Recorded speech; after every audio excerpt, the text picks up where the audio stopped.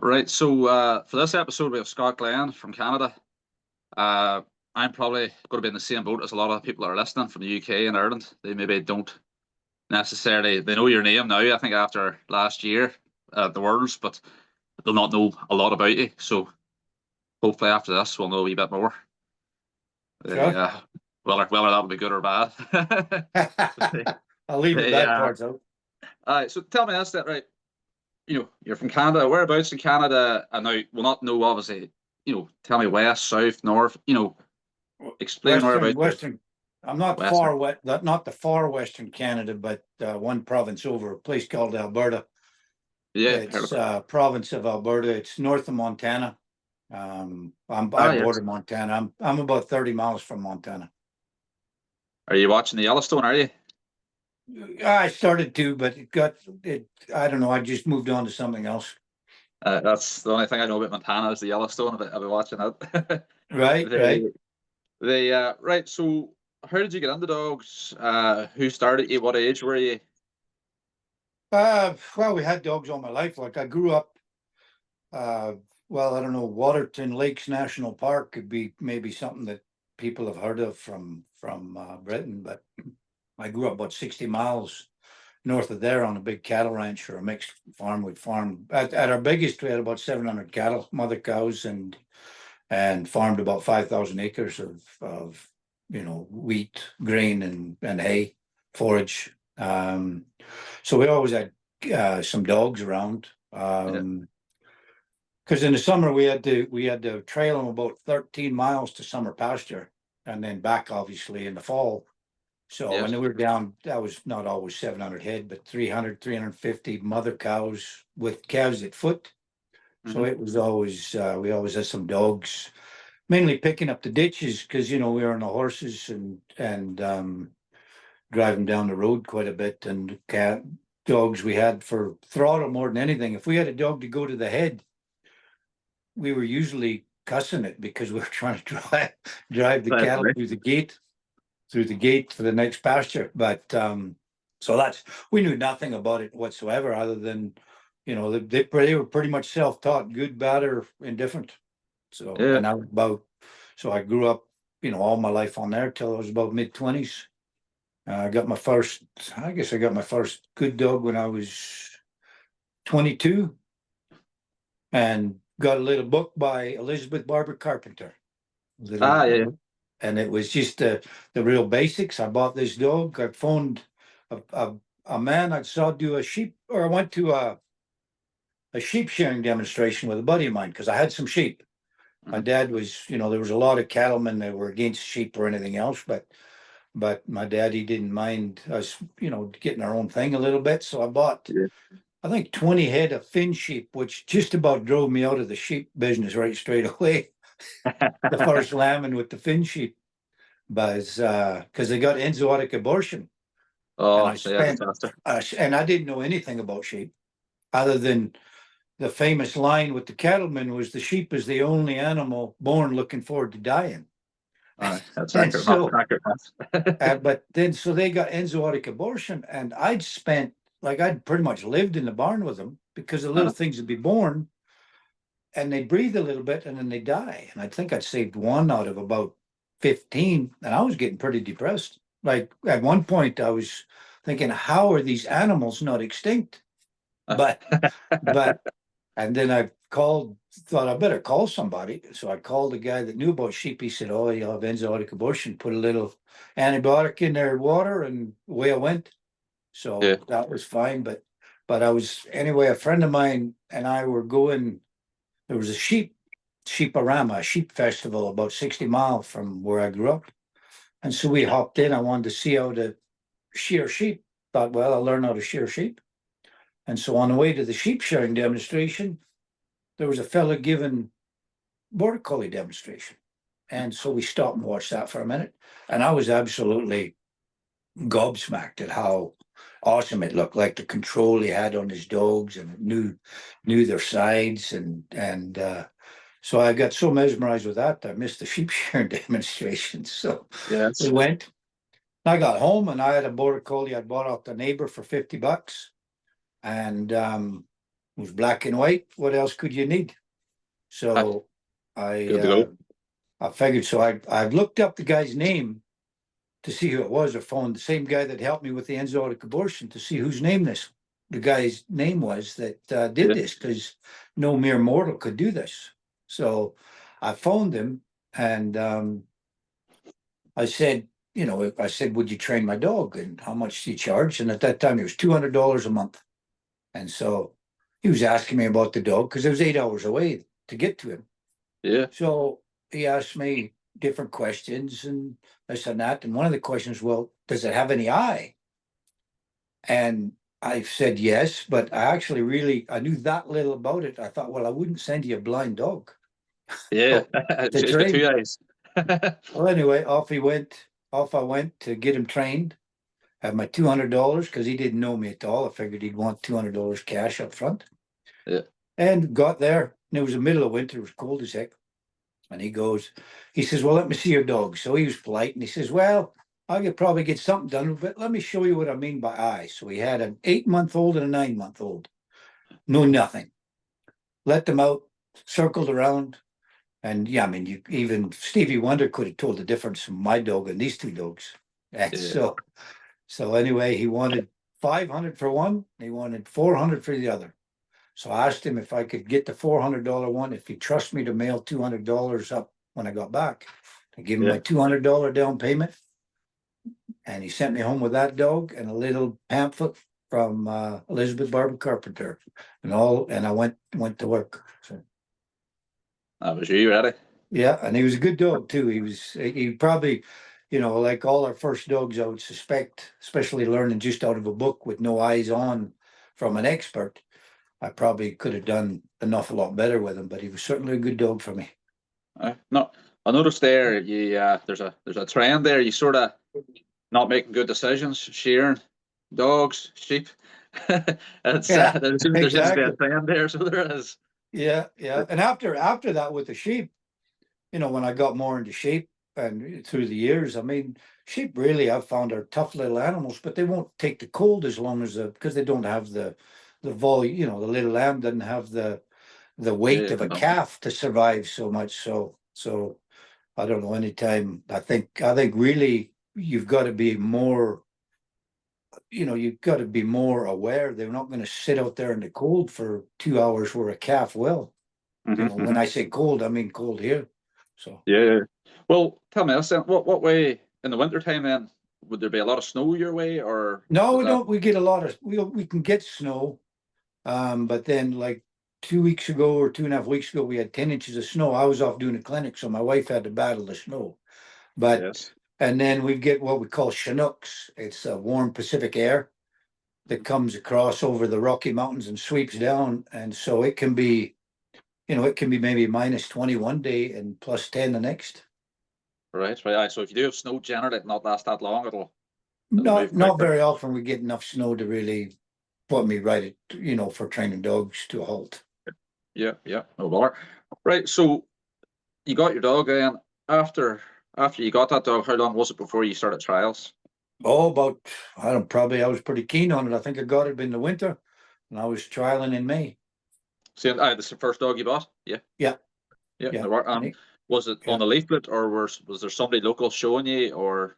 No, that was just me. The first trial I went to, I entered the pro novice, which was, there was open and pro novice, and that was it. There was no nursery program here at that time.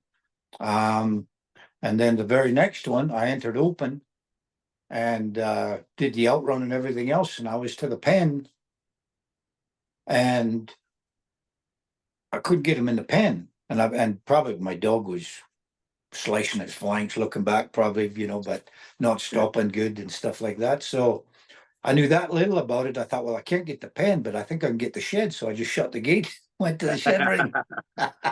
And that was the first time somebody told, oh, no, you can't do that. That was a good enough idea, all the same, isn't it? Well, I ended up getting the shed, but it didn't count, obviously. No bother. And then tell me this then. So, it's a completely different trial scene out over your way. So I'm clueless here, which is good because you're going to be telling me now, and I'll have an idea. you're over here for the Worlds last year, obviously. Have you ever been over, prior to that in Europe or the UK or Ireland with trials? No, I was to the Worlds in 2005 Mhm. when they were in Ireland, or 4 or 5, I guess, and then again in Netherlands when I was in the Netherlands. Yes. You're on it. Right. Well, then in Canada, so what is your equivalent then? We've international, obviously here.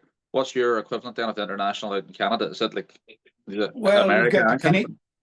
we've got the Canadian championships, like the registry championships, but Yeah. I think probably the closest thing to international we have would be the United States national finals. It's open for Canada and the States. I think I can't speak for everybody, but that's the one that means the most to most people I know. Yeah, it's on your side of the pond. That's the sort of international then, as such. That's right. Yeah. Yeah, Yeah. yeah, yeah. No bother. And do you know then how many times you've been on the team for that? To get to it. Well, it's not the team there; it's a qualifying. We keep track of points through the year, and the top Right. 150 dogs of North America go. If you want, the top 150 go. Yes. So it's not so much a team as, but I've qualified, I think, 2 dogs into that 150, which is, 150 is, it doesn't take a great, huge amount of points to get 150, but you go to some trials and you have to do fairly well. The top 20% of dogs at a trial get points ranging from, if you had 100 dogs, you'd get 20 points for first, 19, 18, 17, so forth. But so it's dependent on the number of dogs as well then. So if you went to a trial with say 50, you would get less points for first than you would. Yes, exactly. Yeah. Right. Yes. That's a good idea. That. Yeah. It's worked. I think it's like anything. Probably nothing's perfect, but it's all right. And you kind of know you kind of know where you have to be then to, like and the year end starts in the fall. So if you can have a few good licks at some big trials, you'd be okay for the finals, and you can go to training some, instead of just worrying about into each eventual trial. Yeah, funny. It makes a lot of sense that because there's trials I've seen myself. Being first, second, third, and it's maybe a smaller course, and you've went to a massive trial and maybe got fifth or sixth, and it means more to you getting that fifth or sixth on the huge course than what the first, second, third would on the smaller course. So what I'm thinking is when I've been maybe in them bigger courses, if you come fifth or sixth, you're getting less points, but your dog's nearly done more, on that larger course, Right. Yeah. Oh, for sure. For Aye. sure. So no, It's that's pretty good. good system. Yeah. It certainly has worked thus far. It means, well, if you have to travel or if you don't, but at the end of the day, if you're not going to travel, you're probably not going to do well at the big trial anyway, without the Yeah. experience on your dog. Right. Well, speaking of traveling, then, what way? It's obviously a large distance you're going to have to travel to go to trials. How far really do you go to them big championships? How is it? A couple of days travel, or what way does it go? Oh, good. Yeah, going to the bluegrass, like the bluegrass, one of the bigger trials. Like there's a few real big prestigious trials in North America. And the Kentucky bluegrass would be one, and it'd take 3 days to get down. Yes. Oh yeah. You'd be hoping you didn't cross an outrun then after traveling for 3 days. Geez, yeah. Well, funny. There's trials here that everybody knows of, like deer play, but across your side, the bluegrass, I've always heard of it. Like so, for people maybe over this way that don't know of it really, explain what sort of size of a course or what way is it? Well, I would think, just watching on the videos on deer play, it looks like a massive course. It takes those dogs forever to get up there on the outrun, and then it looks to be just fairly rough, eh? And then I would think probably a comparable one to deer play, not the same kind of a field, but the same. If you were to put it up on a hill, it'd be similar. Would be Meeker, Colorado. Yes, I've heard of it too. Yeah. Meeker'd be, I would think similar. Well, as similar as I can think. And there'd be some in Utah, maybe the same. Bluegrass is more like it's more manicured. It's green, and it's just a beautiful course. And it's not huge. I don't know I don't know what it would be. I don't think it'd be much over 500 yards. I wouldn't think, Yeah, but it's a big enough course. And then of course, in North America, well, there too, I guess, but there's so many people join or enter the bluegrass that a lot of times you only get one dog in. So, I mean, you can't yeah, afford to have it too big because you just wouldn't have time to get finished. yeah. No. What about Maker? What size is it? Maker be 550 maybe, Yeah, but the sheep can make it, well, same as the bluegrass at times, but Maker, it's the sheep that it's just rough. Like Maker's tough. Soldier Hollow is another one. Sheep, the terrain yeah, is tough, and they've got all those darn trees that you'd like to cut down because if you watch it, I don't know if you've ever seen it live stream, but you're thinking watching it live stream, well, what the heck? How come they're doing that? And you don't realize the handler cannot see because there's a great big Christmas tree right in front of you. And so yes, yes. you better have that line set up when you run out of sight because you don't dare adjust then. And you'll Mm. be, see some dogs doing a nice cross drive and they'll give a little inside flank. And you're wondering why aren't they doing something? Because the dog goes a wee bit too far. Sheep are shooting straight up the field towards the Yeah, set out again. And of course, the handler can't see because the tree is in the road until they're yeah. 50 yards up. No, no. I'll be frustrating enough that.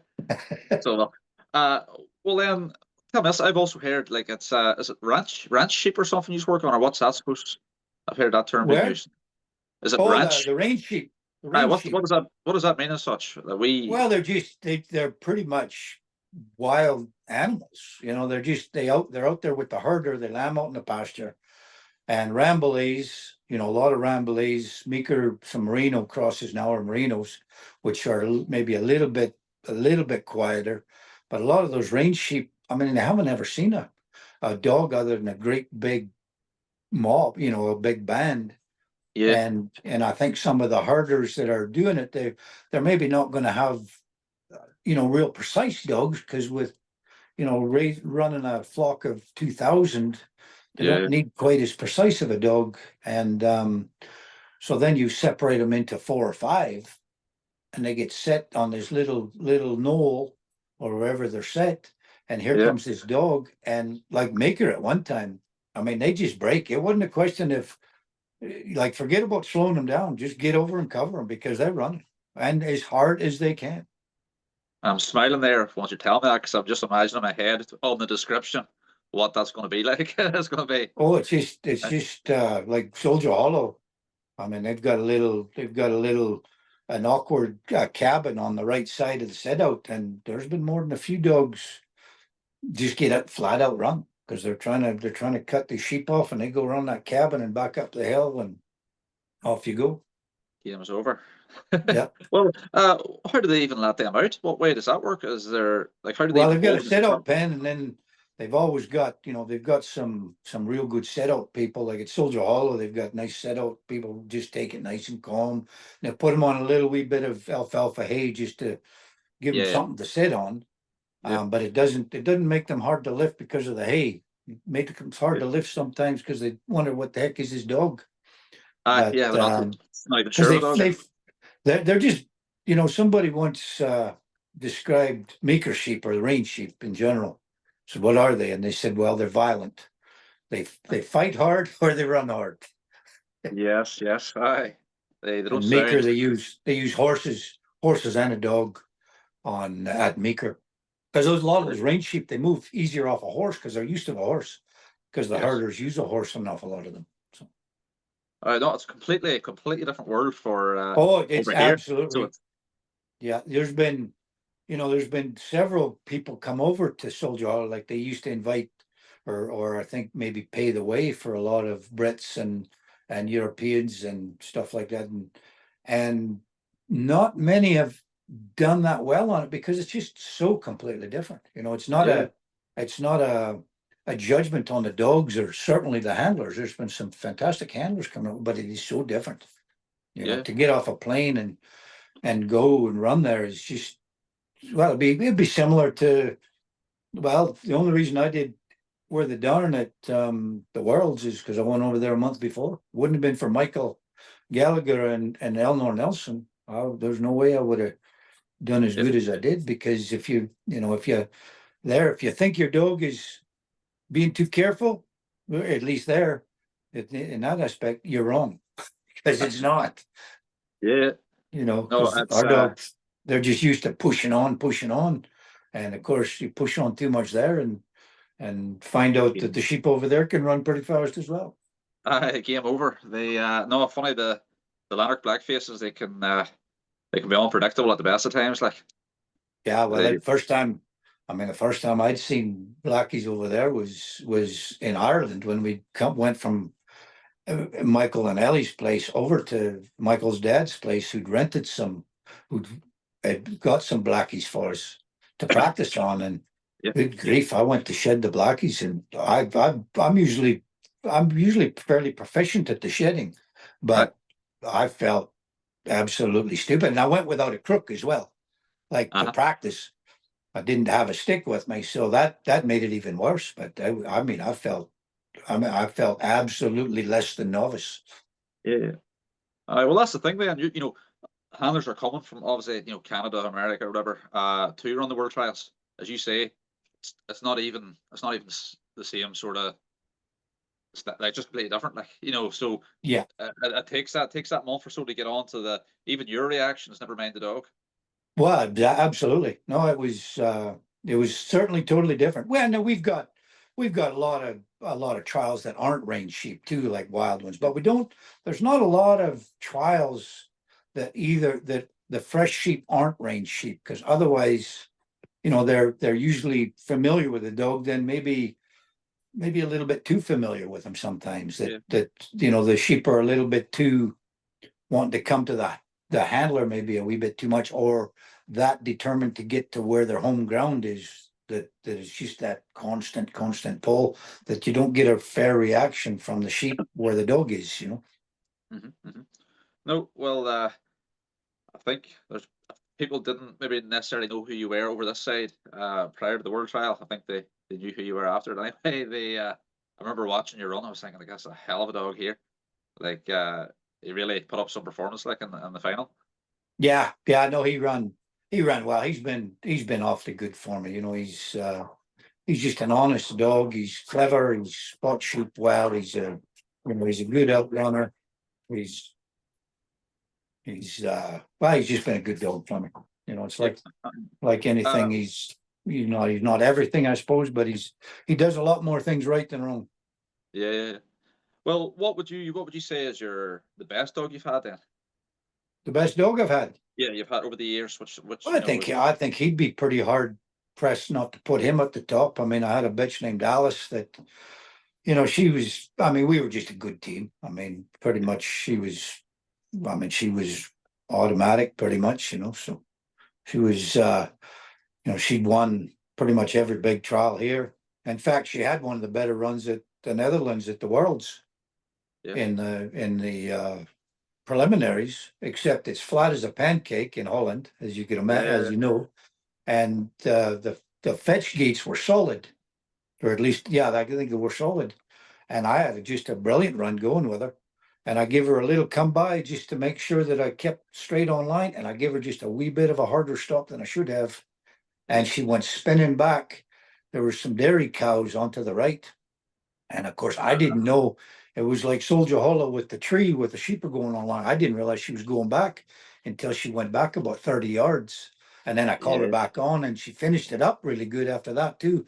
Other than that major thing, there just was hardly anything wrong with it. And I ended up tied for the last hole for the semis. So with the outwork, I lost on it. But Yeah. she was a nice bitch. Didn't spot sheep very well, but pretty much everything else she did well.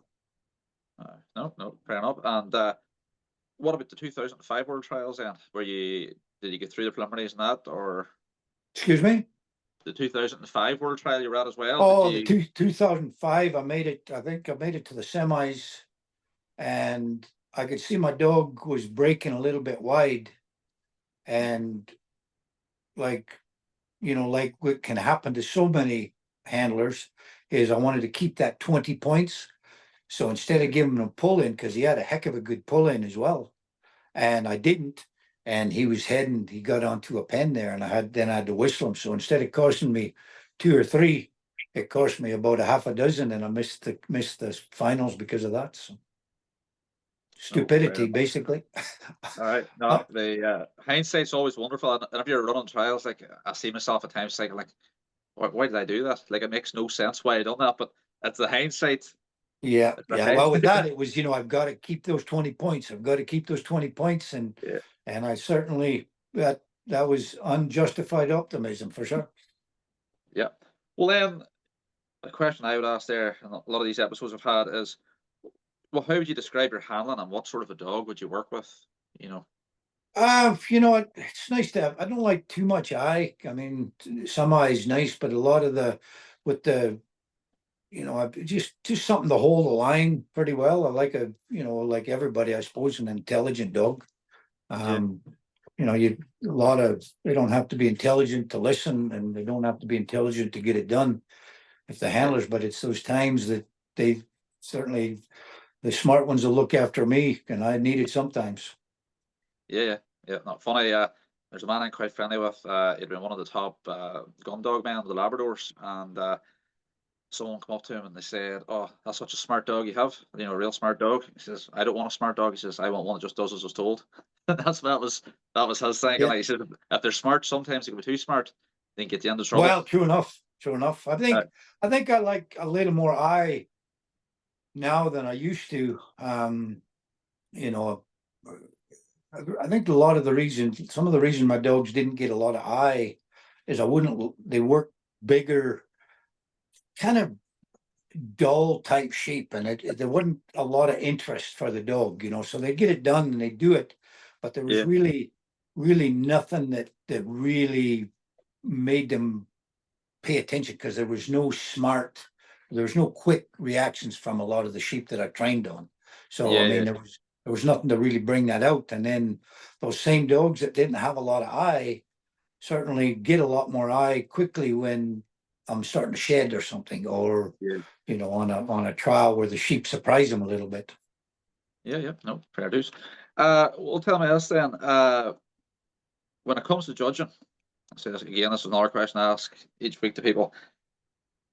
Obviously, you want the perfect run, but is there anything that you maybe have noticed over the years that isn't maybe judged consistently, that you like to see judged completely right? Like if you're in the judging box, it has to be done right, or you're really strict on it.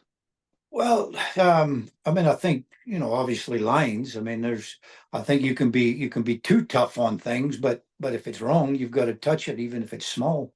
I think I think there's two ways to not do a proper job on judging that I've seen. And somebody that's looking for something so hard that they're hitting near a perfect run, and then somebody that misses a gate with just about as good a run is behind, and or judging too slack, where a major thing is not hit hard enough, or a minor thing is not hit hard enough, so somebody does something, well, so it just doesn't work.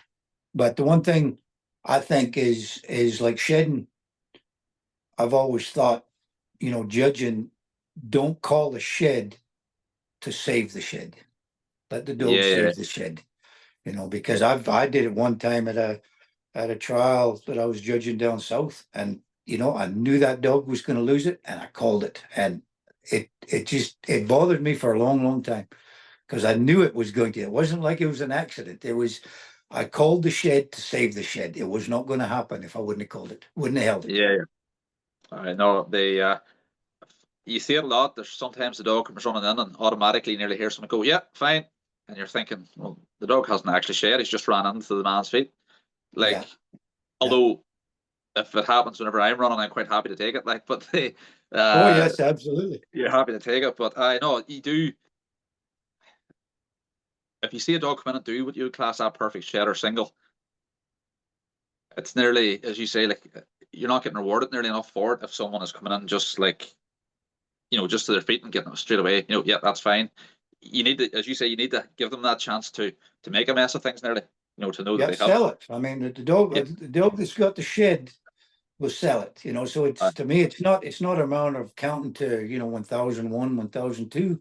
Some you'll call it fairly quickly, and some you won't call it quite as quickly because, yeah. we're all great judges on the other side of the fence. So you always hear, well, by God, they called that quick, or they didn't call that near as quick as the last one. Well, yeah, because the dog had showed it had control yet, or that Yeah. Yeah. or the sheep was moving away, but the dog wasn't really locked on it where it should be, so. Well, then, judging itself in the trials, is there any changes you would make to it? Like with people have discussed there so far. I'm not trying to put words in your mouth, so I'm just showing examples. People have discussed maybe like green light and a red light or something in the shed ring instead of waiting, 10 or 15 seconds for the judges to shout to the course director, for them to shout to the handler. We've accepted that. If you had a green light or a red light, then people know, right, that's accepted. Or judges in a separate box, or is there any changes you make to trials, or are you quite happy as they are?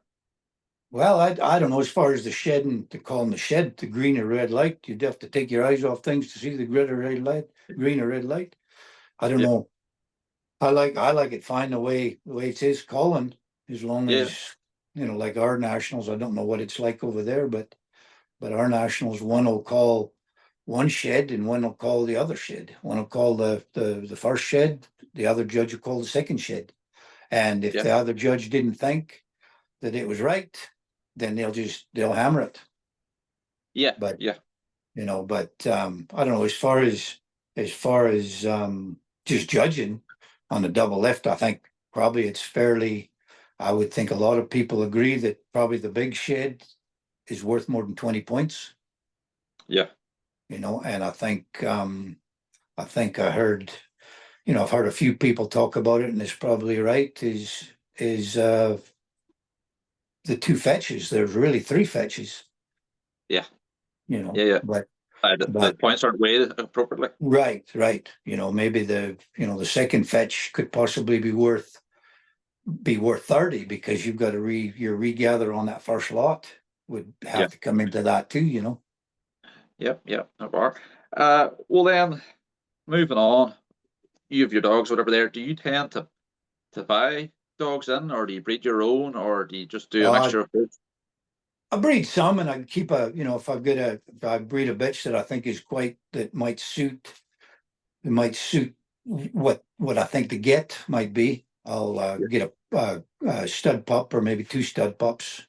Um, but yeah, I bought quite a few young dogs I've bought over the years and some trained dogs from Michael Geller.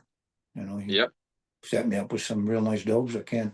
I certainly can't complain about anything he sent over. So they didn't all, maybe ones I wanted to keep for a long time, but they were all nice quality dogs. So, good sorts. yeah, yeah. In fact, Yeah, one of yeah. them I bought from him on 1 meter with 1 year. Right. And are you buying them whenever he was, say, over your direction, or are you buying them from like the UK and Ireland? Well, I bought the Yeah. last few I bought from when he's been in Scotland. Yes. And then the dog that I run at the World last year I bought him as a pup, but he was the second actually. I bought another pup, and after we had everything sorted out, it was a big enough crate. I said, well, why don't you just pick another one up if you can find one, throw two in. So Yes. he sent me a video, and there was Scott McCauley sent me a video of these pups, and he's calling Pip, Pip, Pip, Pip, Pip. And so later on, after I got the dogs, he said, well, what do you want to call that one? I said, well, I might as well call him what you were calling him. And he says, well, what was I calling him? I says, Pip. And he says, no, I was saying Pup, Pup, Pup. Yes. Yeah. So I said, well, we'll keep it as Pip, which is obviously a bitch's name more often than not, but he's a male, and Pip it was. And I ended up keeping him. He was the also buy, kept him and sold the other one after a while. So, It worked out well. It's funny how things work out. That was the second pup. yeah, yeah, for It sure. sort of fell into you nicely. They well, over your way then, as you're saying, there's 150 dogs running some of them big trials. It must be, I'm not trying to say easy, but there's an abundance of dogs really then as well to choose over your way. Like it's not as if it's a rarity to come across dogs. Like there's quite a few dogs over there. Oh yeah. There's some awfully good dogs over here. Quite a few of them brought over obviously the lines all go back to you guys' country, but yeah, there's a lot of them been some nice dogs bought, and there's at one time I don't think the training was as good here, but I think the training it certainly went up a lot. Whether it'd stand up or not over there, I don't know, but having been over there a handful of times, I really can't say, but there's the training's certainly gotten an awful lot better. Yeah, it's even like I've been following dog trials for years, like and them early world trials, it was just sort of the UK and Ireland, and occasionally somebody from outside get in.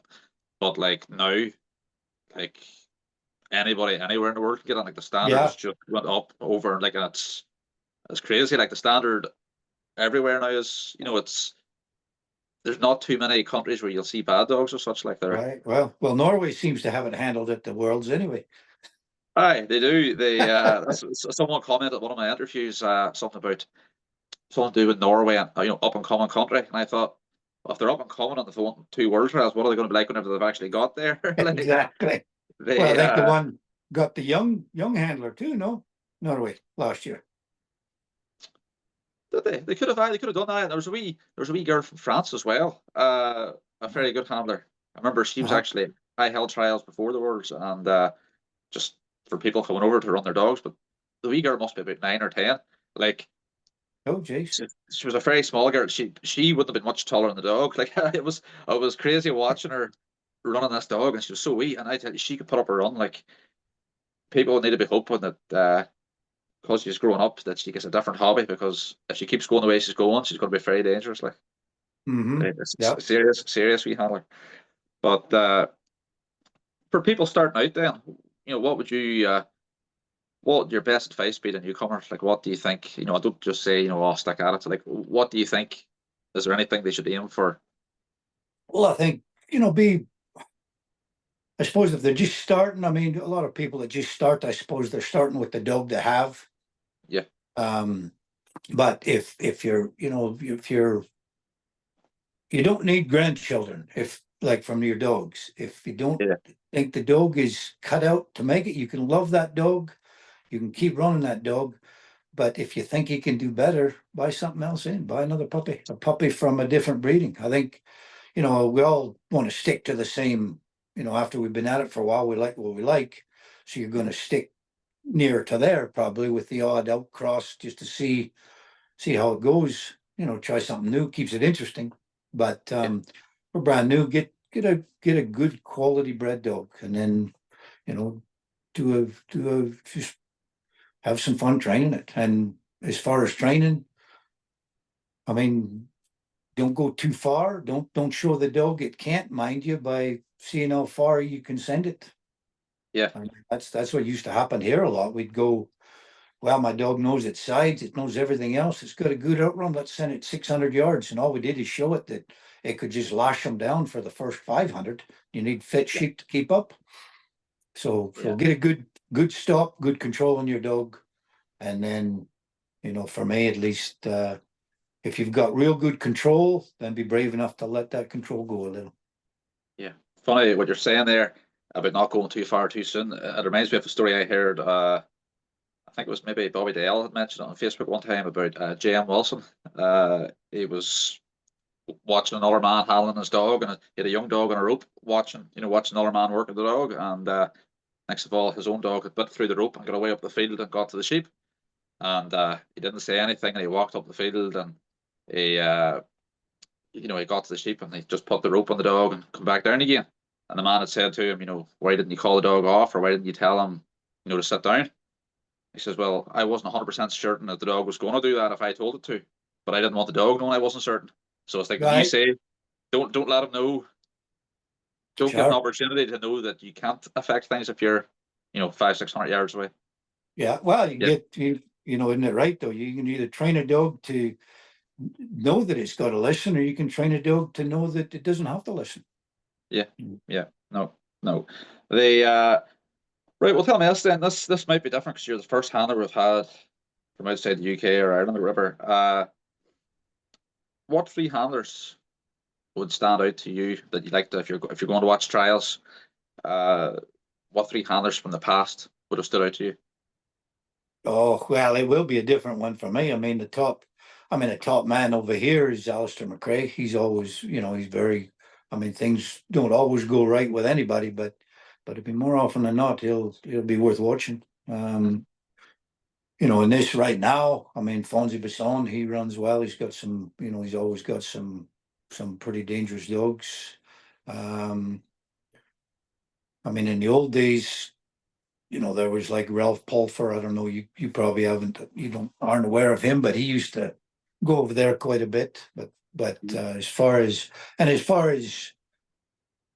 people I've always admired for handling, or would love to have met, like when I first started, Bobby DL, Johnny Wilson, they were the men, even without the internet then.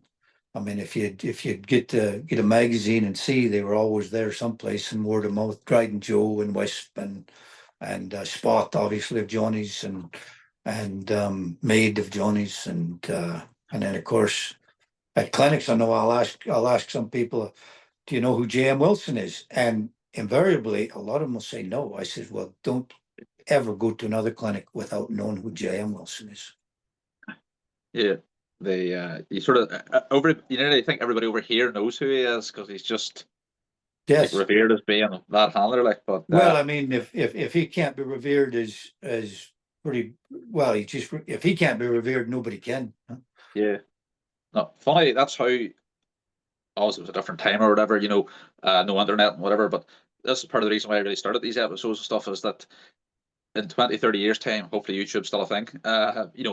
People can listen back and hear handlers, maybe if they're starting up, and they'll be able to hear handlers talk about, dogs they had, suggestions they had on how to work dogs.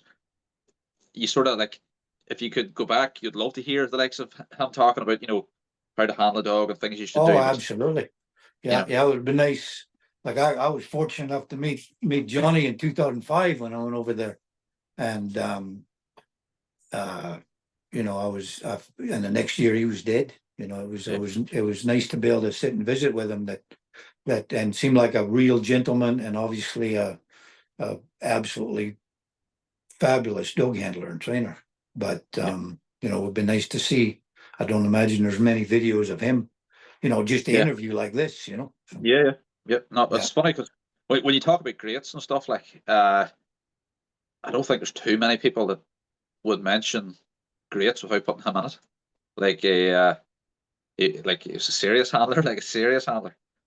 I say there's a few videos on YouTube there you can watch, but you'd like to have seen more. That's what I'm trying to get at. It'd be nice to see more. Yeah. Oh, for sure. Oh, when I stayed there, when I was over to that world trial too in 2005, I stayed with Johnny Brennan. Yes. That's what I stayed with. Yeah.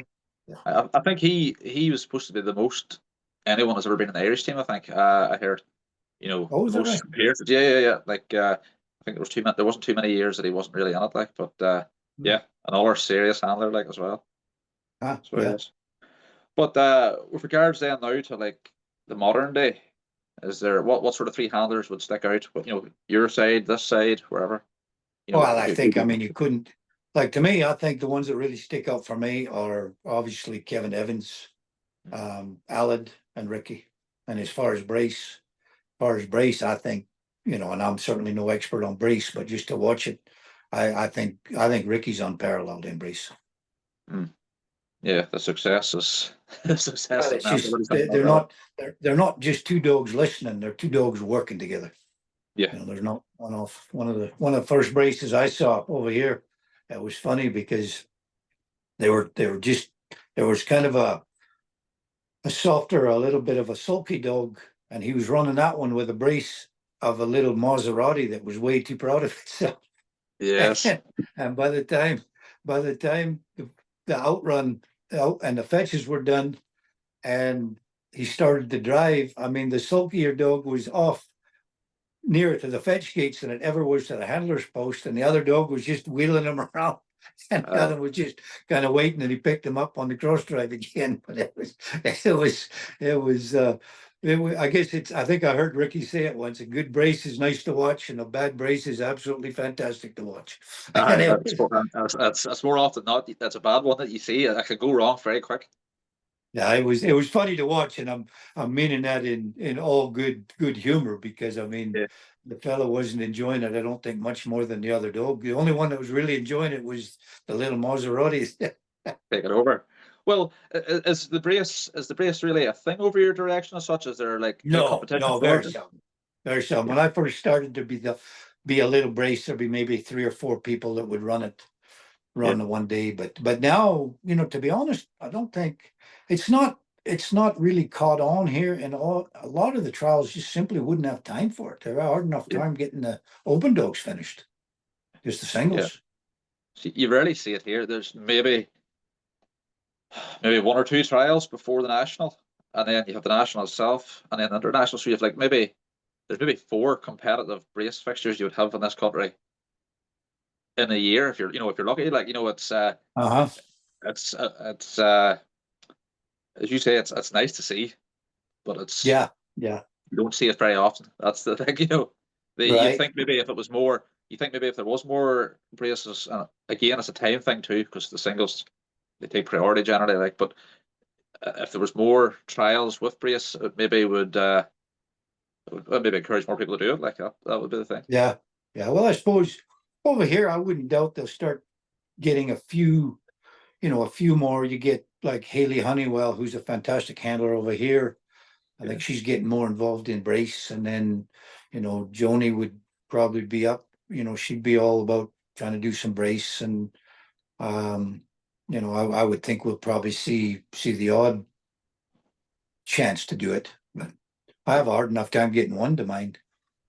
Aye, it's hard to find. It's hard to find one good one. Never mind two good. Yes, exactly, exactly. They And then, training. When I was over there, I was left out going at the World. When I was over there, it was nice to see, somebody like, Michael working his dogs. Just a nice quiet handler, but very deliberate and very, yeah. it was nice to sit and watch him work some young dogs. No, no. They well then outside of Canada, is there a country that you sort of have a soft spot when it comes to the world trials or whatever that you like to see do well? Like, Oh, I don't know, Ireland and Scotland. Yeah. uh, Yeah. everybody But seems I to have an mean, affinity with another country, that they like well, to I, see I do that. guess I guess that would be my affinity, because my mother's Irish and my father's Scottish. We're out there, we're both proud of both sides. So No bother, not they. As long as Irish come out on top, that's the main thing. They like to see them do well now. But tell me this then, your Pip, for people that don't know, much about him, how is he bred? Pip is bred. His father is Ricky Sweep, and his mother actually is a full sister to Ian's Mo. Ah, yes. Yeah, yeah. Bitch named Gail. That was I think an older sister to Mo. Oh, yeah, yeah. So they're No, I basically, think that she bred quite well at Mo. yeah. Well, Jock's That mother. line. Yeah, yeah. Because Yeah. funny, the dog I have, so his on his father's side, he would be a grandson of Sweep, and then the mother is a daughter of Mo. Oh, is that right? Yeah, Uh-huh. yeah. So that line, it was, I think there could be three or four dogs out of that Mo bitch that I think made the team level, did they not? Paddy Oh, Fanning, uh, Ricky. There was there's at least three anyway. I know there's somebody else. There's at least three well, that'd be made the what team. So, what Jock and Bruce and yeah, who else? there's another dogs. There's definitely one other one. I can't just remember who it is now, but there's definitely Oh, one other. But I mhm. know Brett quite well. So we've sort of discussed all that them things so far. If you are if you're starting, you've bought a puppy. What happens next? What way do you go? Do you start training young, or do you let it sort of grow up a wee bit? Or Well, probably younger than I used to. Well, some gets left through the cracks with me. If I don't get it done in the winter, then they sit there pretty much till the next fall. Little bits here and there, but so it'll depend on the birthday. Like I've got a couple pups here that are probably just about ready to go at 7 months. but just not quite. I don't think they're mentally ready to take it. So they'll sit there and get maybe a little bit, and then they'll have to wait till next fall to get the real training. But when I started, I mean, very few people started them. You know, it was that year mark, something like that. Yeah. You know, so and I don't know. I still, I guess the lines, are bred more and more to take that training younger. But when I started, I mean, you didn't really think about, or at least maybe I'm wrong, but I was always told wait till they're a year. You know, never go Yeah. wrong a year. And I think, you're not. They're maybe not quite as young and impressionable at a year or a little over a year, but they're certainly mentally a lot more able to take it, I think, too. Yeah. Yeah. A bit more like hardiness about them for a bit of Yeah, hard training. Yeah. Yeah. Yeah. yeah. And so how do you go about it then? You have your young pup. Do you take him out around pen, or do you take him out into the field another dog holding, or how do you No, go I about it? take them to a round pen at first, just to make sure they want to go around. Not much sense if they're hemming them into a corner, and I Yeah. like them, to be sturdy enough in their own head and confidence to peel them off of a round pen. My round pen's kind of, it's not ideal by any means because they can see outside. So the sheep are hanging off the outside, and I just grab whatever instead of specific puppy sheep. I'm not going to put something that's going to run them over, but attack them. But so they've got to get quite good at squishing in there along the wall, and I then after kind of that, courage. as long as they're stopping, then it's let's go out in the field a little bit, and I'll use an older dog somewhat, but not that terrible often. Yeah, and the stop then, would that be something you would do before you take them to sheep at all? Some people don't do it until they get them on sheep. Some people do it Well, I never beforehand. used to. I've done it both, and I think I don't know. I suppose it depends, who's doing it and how you're doing it. So I can't speak for everybody else, but I think, they have to know what it means. I think I want them to know what it means, that they know what it means. They're not going to do it when they're young, when you Yeah, first bring them to sheep. But in fact, well, I certainly haven't found that unless I've got a line on them to make sure. yeah, So, but I think if they don't even know it, they might be stopping, but it'll be just sheer intimidation that you're getting it done. I think if they don't yeah, know yeah, what it yeah, is, they might not do it, but they have to know what you're asking when they finally decided to quit running around. And it's a little same with me is if you don't think they're going to stop, there's no sense asking it until they're wound down a little bit. There's not much yeah, sense, even if they do know it. I mean, there's no sense training them to stop after 14 times hearing it rather than once. yeah, yeah, So, yeah. You're better encourage them to do something that they know as opposed to trying to boss them into doing something. well, I think so. Yeah, I probably do that more now than I used to. I used to just go on, maybe a little bit more bossing and get off with it. And they probably end yeah, up the same, but I think I think it's better for me. I think it's worked certainly better that they know what it is. If it's a soft yeah, dog, they're easily intimidated to make stop, but you don't really want them stopping because of that either.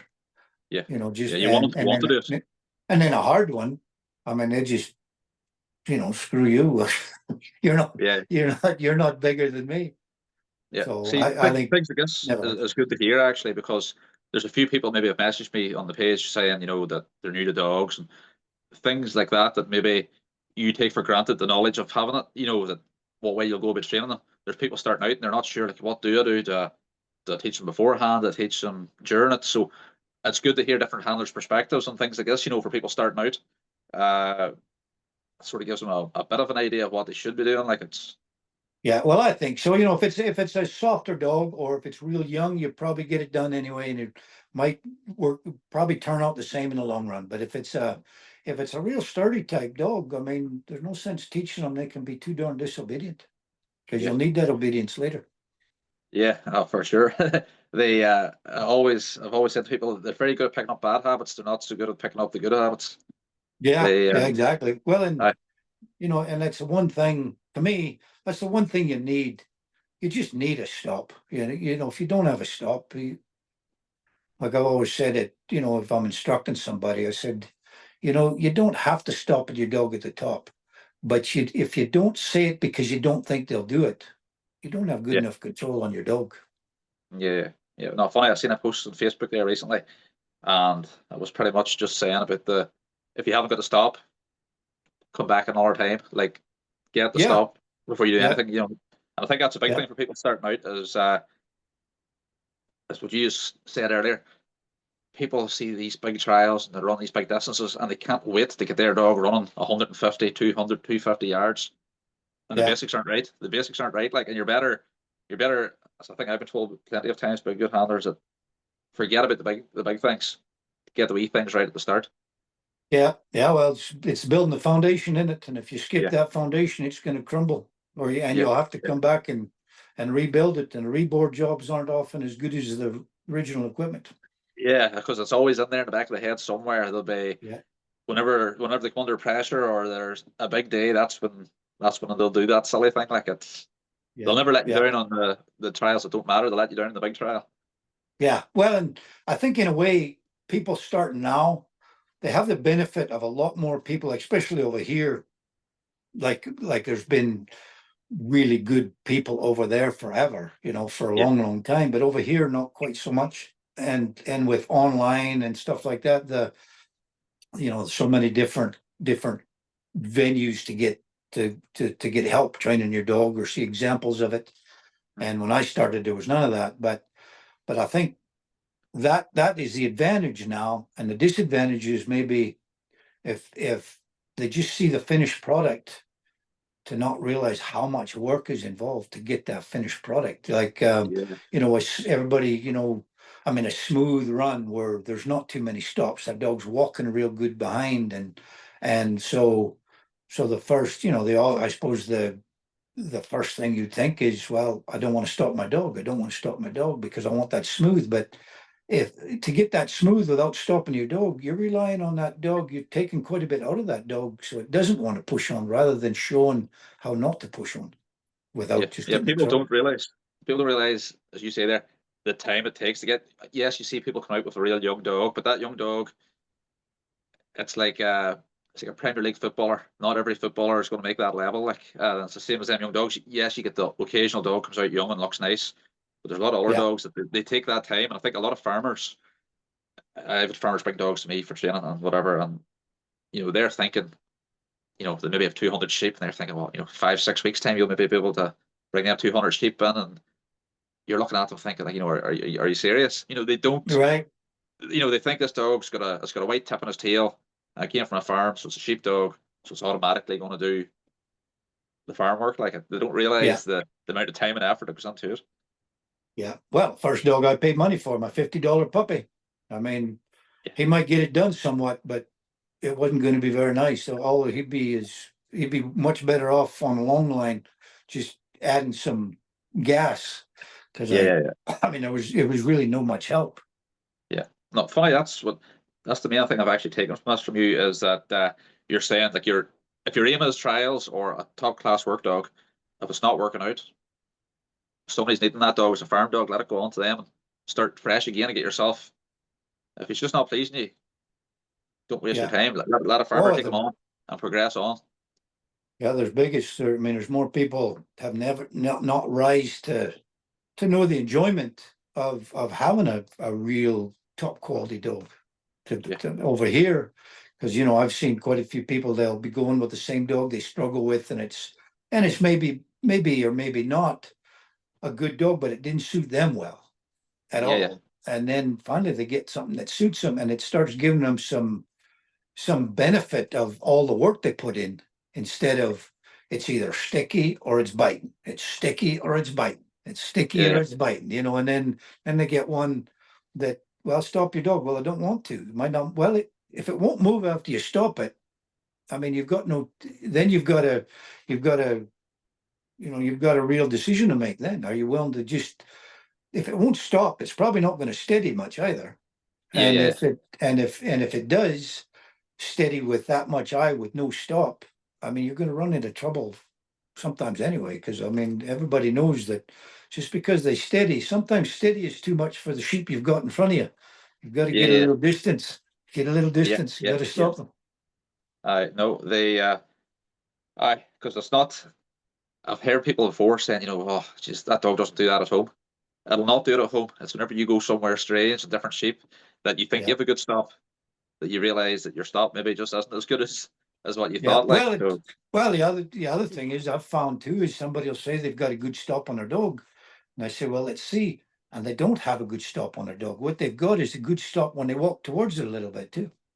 yeah, So that the dog looks like it's got a good stop, but they say, lie down and walk towards it a few steps and then it stops. But I'll ask them, okay, don't move now. Now aye, say stop. And that dog didn't stop at all. It was waiting. And of course, at 400 yards, your 3 steps isn't going to mean much. yeah. You need to start moving very quick. Yeah, yeah. Yeah.